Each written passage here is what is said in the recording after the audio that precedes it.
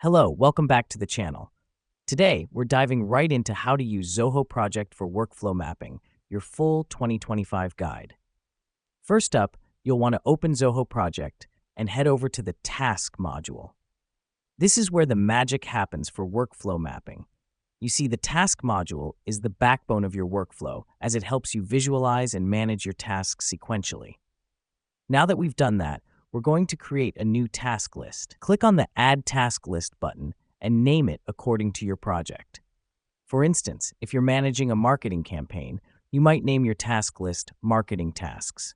This is important because it gives structure to your workflow and aids in efficient project management. Next up, we're going to add tasks to our task list. Click on the Add Task button within your task list and start entering the tasks that make up your workflow. The reason we do this is because every workflow is essentially a sequence of tasks, and breaking down your workflow into these tasks helps in better execution and control. Here's what's happening behind the scenes when you add these tasks. Zoho Project is creating a graphical representation of your workflow that can be easily followed. This is why we're going to connect these tasks now. To do this, use the Dependency feature to link your tasks. Simply click on a task, select the Dependency tab, and choose the task it depends on. This helps us because it ensures that tasks are performed in the right order, maintaining the integrity of the workflow. Let me explain why this matters. By linking tasks, you're creating a clear sequence. It's like a roadmap. It shows what needs to happen and in what order. This is crucial for the success of any project. At this point, you should have a fully mapped workflow.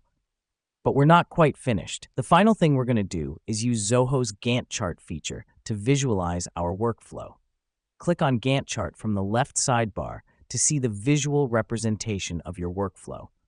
The Gantt chart is vital as it provides a clear visual of your workflow, making it easier to understand, follow, and communicate to your team. And there you have it. You've just mapped your workflow using Zoho Project.